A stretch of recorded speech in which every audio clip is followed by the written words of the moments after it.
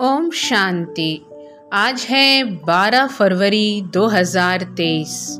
आज हम सुनेंगे अव्यक्त बाप दादा की वाणी। रिवाइज 16 दिसंबर 1993। जो मुरली 16 दिसंबर 1993 को चली थी उसी को आज हम सब रिवाइज करेंगे। वाणी का सार: सच्चे स्नेही बन एक बाप द्वारा सर्व संबंधों का साकार में अनुभव करो। सच्चे स्नेही बन एक बाप द्वारा सर्व संबंधों का साकार में अनुभव करो। आज विश्व स्नेही बाप दादा अपने अति स्नेही और सदा बाप के साथी व सहयोगी आत्माओं को देख रहे हैं। चारों ओर की सर्व ब्राह्मण आत्माएं स्नेही अवश्य हैं। स्नेह ने ब्राह्मण जीवन में परिवर्तन किया है। फिर भी स्नेही 3 प्रकार के हैं। एक हैं स्नेह करने वाले, दूसरे हैं स्नेह निभाने वाले और तीसरे हैं स्नेह में समाये हुए। समाना अर्थात समान बनना। स्नेह करने वाले कभी स्नेह करते हैं, लेकिन करते करते कभी स्नेह टूट जाता है, कभी जुट जाता है। इसलिए समय प्रति समय स्नेह जोड़ने में पुरुषार्थ करना पड़ता है, क्योंकि बाप के साथ साथ और कहाँ भी स्नेह, चाहे व्यक्ति से चाहे प्रकृति के साधनों से, कहाँ भी संकल्प मात्र भी स्नेह जुटा हुआ है तो बाप से स्नेह करने वालों की लिस्ट में आ जाते हैं। स्नेह की निशानी है बिना कोई मेहनत के स्नेही के तरफ स्नेह स्वतः ही जाता है। क्या कहा बाबा ने? बहुत ही मुख्य बात बाबा आज की मुरली में समझा रहे हैं कि हम महज स्नेह करने वाले हैं, निभाने वाले हैं या स्नेह में समाये हुए हैं। हम क्या हैं? तो वो हमें ढूंढना है बाबा की इस वाणी में। हम क्या हैं? स्नेह करने वाले कभी स्नेह करते हैं, लेकिन करते करते कभी स्नेह टूट जाता है, कभी जुट जाता है। इसलिए समय प्रति समय स्नेह जोड़ने में पुरुषार्थ करना पड़ता है, क्योंकि बाप के साथ साथ और कहाँ भी स्नेह, चाहे व्यक्ति से चाहे प्रकृति के साधनों से, कहाँ भी संकल्प मात्र भी स्नेह जुटा हुआ है तो बाप से स्नेह करने वालों की लिस्ट में आ जाते हैं। स्नेह की निशानी है बिना कोई मेहनत के स्नेही के तरफ स्नेह स्वतः ही जाता है। स्नेह करने वाली आत्मा का हर समय, हर स्थिति, हर परिस्थिति में आधार अनुभव होता है। अगर साधनों से स्नेह है तो उस समय बाप से भी ज़्यादा साधन का आधार अर्थात सहारा अनुभव होता है। उस समय उस आत्मा के संकल्प में बाप का स्नेह याद भी आता है। सोचते भी हैं कि बाप का स्नेह श्रेष्ठ है, लेकिन यह साधन व व्यक्ति का आधार भी आवश्यक है। इसलिए दोनों तरफ स्नेह अधूरा हो जाता है और बार बार स्नेह जोड़ना पड़ता है। एक बल एक भरोसा के बजाय दूसरा भी भरोसा साथ साथ आवश्यक लगता है। इसलिए बाप के स्नेह द्वारा जो सर्व प्राप्ति का अनुभव हो, उसके बजाय दूसरे सहारे द्वारा अल्पकाल की प्राप्ति अपने तरफ आकर्षित कर लेती है। इतना आकर्षित करती है जो उसी को ही आवश्यक समझने लगते हैं। लगाव नहीं समझते, लेकिन सहारा समझते हैं। इसको कहा जाता है स्नेह करने वाले। दूसरे हैं स्नेह निभाने वाले। स्नेह करने के साथ साथ निभाने की भी शक्ति है। निभाना अर्थात स्नेह का रिस्पॉन्स देना, रिटर्न देना। स्नेह का रिटर्न है जो स्नेही बाप बच्चों से श्रेष्ठ आशाएं रखते हैं, वो सर्व आशाएं प्रैक्टिकल में पूर्ण करना। तो निभाने वाले बहुत करके प्रैक्टिकल में करके दिखाते हैं, लेकिन सदा बाप समान अर्थात समाये हुए वो अनुभूति कभी होती है, कभी नहीं होती। क्या कहा बाबा ने? कि तो निभाने वाले बहुत करके प्रैक्टिकल में करके दिखाते हैं, लेकिन सदा बाप समान अर्थात समाये हुए वो अनुभूति कभी होती है, कभी नहीं होती। फिर भी निभाने वाले समीप हैं, लेकिन समान नहीं हैं। निभाने वालों को निभाने के रिटर्न में पदम गुणा हिम्मत और उमंग उत्साह की मदद विशेष बाप द्वारा मिलती रहती है। तीसरे, जो स्नेह में समाये हुए हैं उन आत्माओं के नैनों में, मुख में, संकल्प में, हर कर्म में सहज और स्वतः स्नेही बाप का साथ सदा ही अनुभव होता है। बाप उससे जुदा नहीं और वो बाप से जुदा नहीं। हर समय बाप के स्नेह के रिटर्न में प्राप्त हुई सर्व प्राप्तियों में संपन्न और संतुष्ट रहते हैं। इसलिए और किसी भी प्रकार का सहारा उन्हों को आकर्षित नहीं कर सकता, क्योंकि कोई न कोई अल्पकाल की प्राप्ति की आवश्यकता किसी और को सहारा बनाती है, अर्थात संपूर्ण स्नेह में अंतर डालती है। स्नेह में समाई हुई आत्माएं सदा सर्व प्राप्ति संपन्न होने के कारण सहज ही एक बाप दूसरा न कोई इस अनुभूति में रहती हैं। स्नेह में समाई हुई आत्माएं सदा सर्व प्राप्ति संपन्न होने के कारण सहज ही एक बाप दूसरा न कोई इस अनुभूति में रहती हैं। तो स्नेही सभी हैं, लेकिन 3 प्रकार के हैं। अब अपने से पूछो, मैं कौन? अपने को तो जान सकते हैं ना। स्नेही हैं तभी स्नेह के कारण ब्राह्मण जीवन में चल रहे हो। बाबा कह रहे हैं स्नेही हैं तभी स्नेह के कारण ब्राह्मण जीवन में चल रहे हो, लेकिन स्नेह के साथ निभाने की शक्ति इसमें नंबरवार बन जाते हैं। स्नेह के साथ शक्ति भी आवश्यक है। जिसमें स्नेह और शक्ति दोनों का बैलेंस है वही बाप समान बनता है। ऐसे समाई हुई आत्माओं का अनुभव यही होगा। बाप के स्नेह से दूर होना यह मुश्किल है।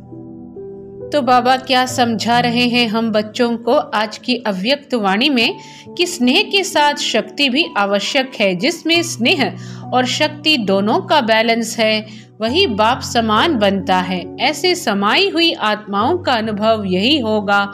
बाप के स्नेह से दूर होना ये मुश्किल है, समाना सहज है, दूर होना मुश्किल है, क्योंकि समाई हुई आत्माओं के लिए एक बाप ही संसार है। संसार में आकर्षित करने वाली 2 ही बातें हैं, एक व्यक्ति का संबंध और दूसरा भिन्न भिन्न वैभवों का साधनों द्वारा प्राप्ति होना।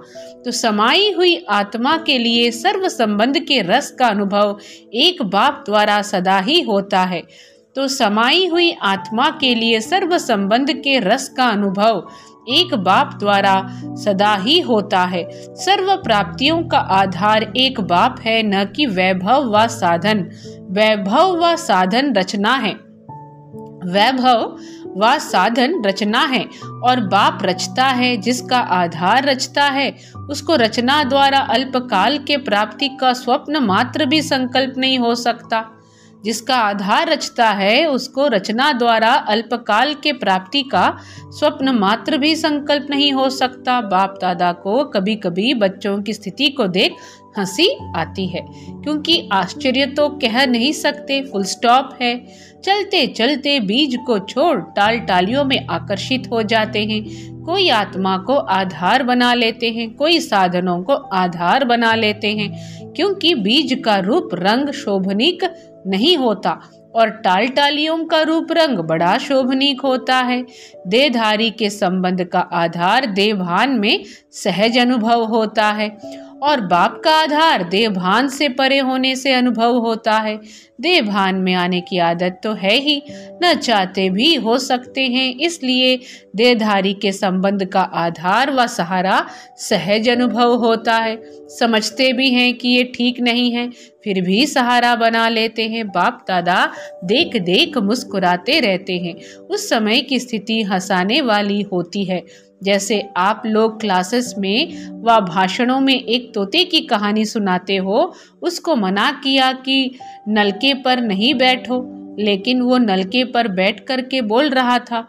ऐसे बच्चे भी उस समय मन में अपने आप से एक तरफ यही सोचते रहते कि एक बाप दूसरा न कोई, बार बार अपने आप से रिपीट भी करते रहते, लेकिन साथ साथ फिर यह भी सोचते कि स्थूल में तो सहारा चाहिए। तो उस समय हंसी आएगी ना, और उस समय फिर माया चांस लेती है, बुद्धि को ऐसा परिवर्तन करेगी जो झूठा सहारा ही सच्चा सहारा अनुभव होगा। जैसे आजकल झूठा सच्चे से भी अच्छा लगता है, ऐसे उस समय रॉन्ग राइट अनुभव होता है, और वो रॉन्ग बात झूठा सहारा उसको पक्का करने के लिए व झूठ को सच्चा साबित करने के लिए, जैसे कोई भी कमज़ोर स्थान होता है तो उसको मजबूत करने के लिए पिलर्स लगाए जाते हैं। तो माया भी कमज़ोर संकल्प को मजबूत बनाने के लिए बहुत रॉयल पिलर्स लगाती है। माया क्या करती है? माया कमज़ोर संकल्प को मजबूत बनाने के लिए बहुत रॉयल पिलर्स लगाती है। क्या पिलर लगाती है? माया यही संकल्प देती है कि ऐसा तो होता ही है, कई बड़े बड़े भी ऐसे ही करते हैं, ऐसे ही चलते हैं, या कहते अभी तो पुरुषार्थी ही हैं, संपूर्ण तो हुए नहीं हैं, तो ज़रूर अभी कोई ना कोई कमी रहेगी ही, आगे चल संपूर्ण बन जाएंगे। ऐसे ऐसे व्यर्थ संकल्प रूपी पिलर्स कमजोरी को मजबूत कर देते हैं।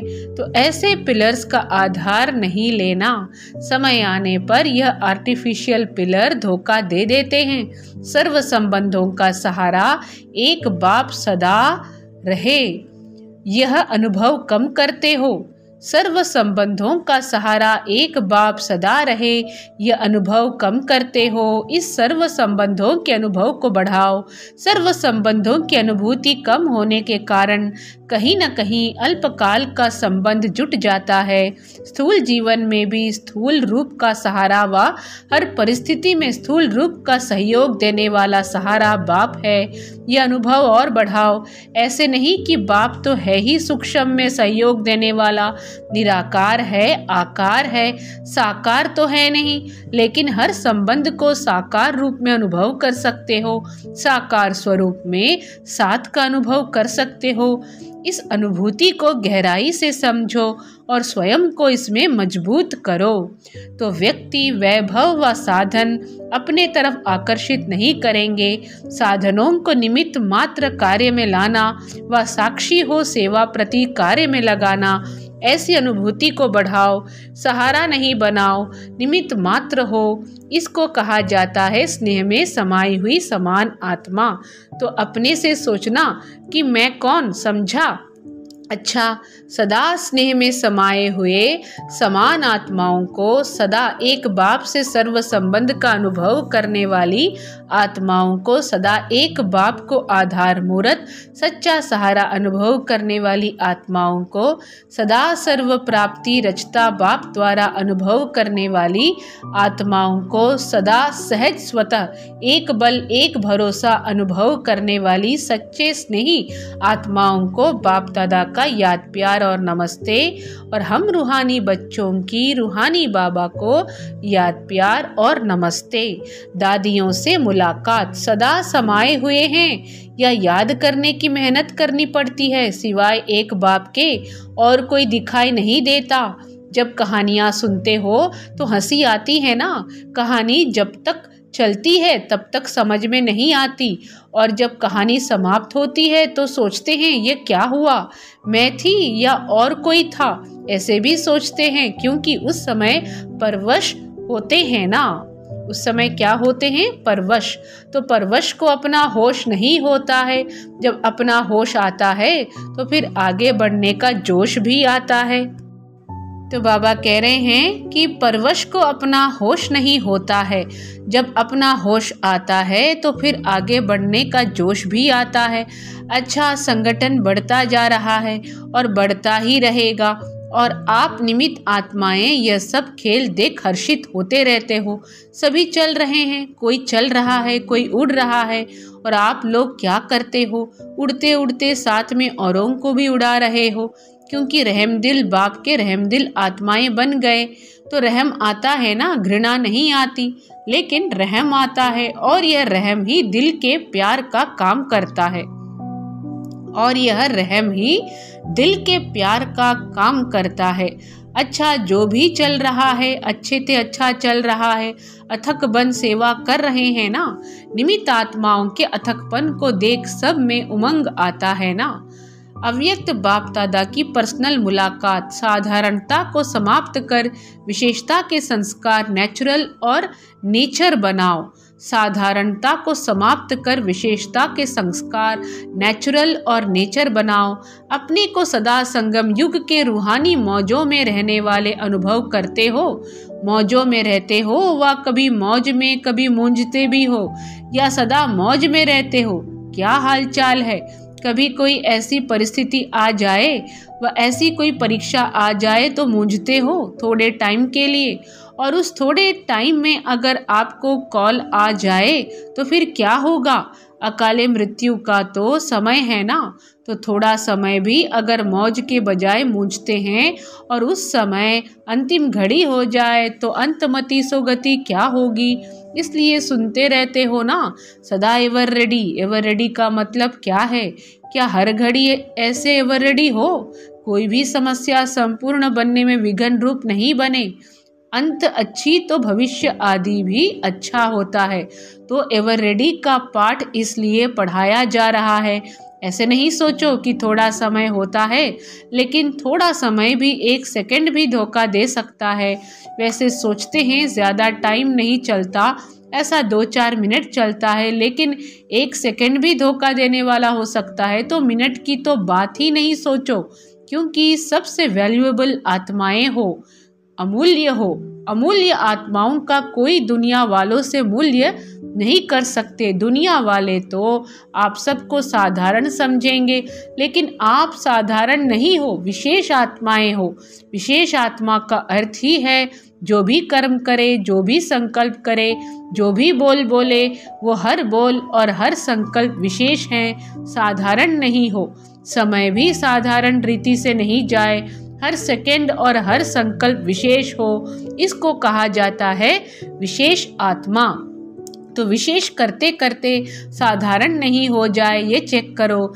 कई ऐसे सोचते हैं कि कोई गलती नहीं की, कोई पाप कर्म नहीं किया, कोई वाणी से भी ऐसा उल्टा सुल्टा शब्द नहीं बोला, लेकिन भविष्य और वर्तमान श्रेष्ठ बनाया। बुरा नहीं किया लेकिन अच्छा किया। सिर्फ ये नहीं चेक करो कि बुरा नहीं किया, लेकिन बुरे की जगह पर अच्छे ते अच्छा किया या साधारण हो गया। तो ऐसे साधारणता नहीं हो, श्रेष्ठता हो।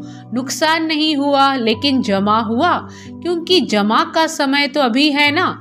अभी का जमा किया हुआ भविष्य अनेक जन्म खाते रहेंगे।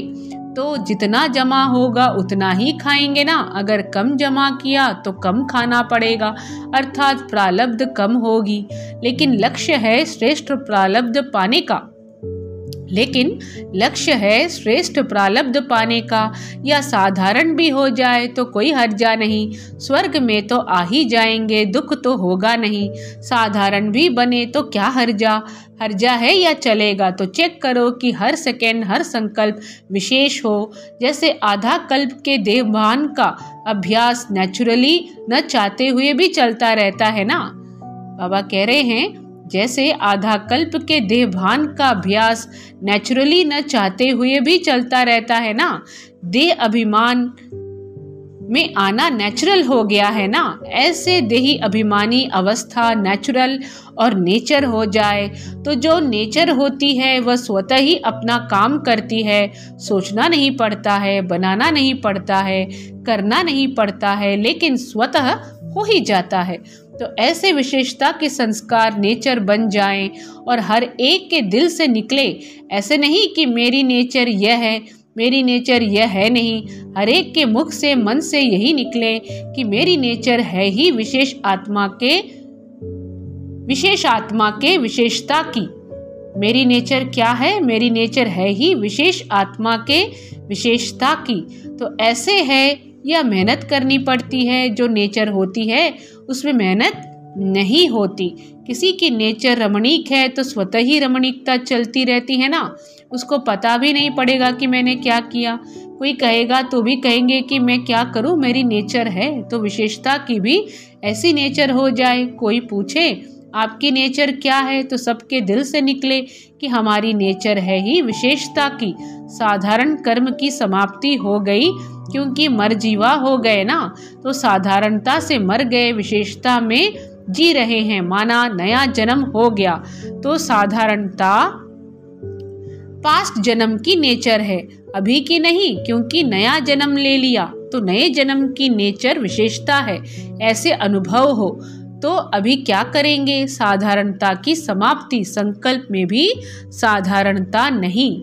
माताएं मौज में रहती हो, कितना भी कोई मुझाने की कोशिश करे लेकिन आप मौज में रहो, मुझाने वाला मूंझ जाए लेकिन आप नहीं मूंझो, क्योंकि अज्ञानियों का काम है मुझाना और ज्ञानियों का काम है मौज में रहना।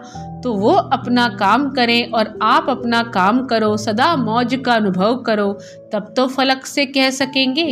होंगे तभी तो कह सकेंगे ना, होंगे तभी तो कह सकेंगे ना। जो होगा नहीं तो कह भी नहीं सकता, जो होगा नहीं तो कह भी नहीं सकता। चैलेंज कर सकते हो, हम मूंझने वाले नहीं हैं।